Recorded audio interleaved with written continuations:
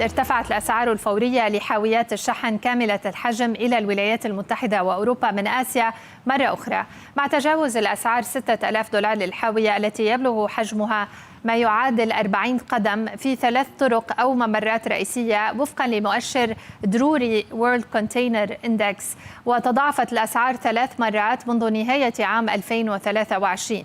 يذكر أن البحر الأحمر شهد اضطرابات عدة في آخر 6 أشهر، ما أثر سلبا على حركة الملاحة والنقل.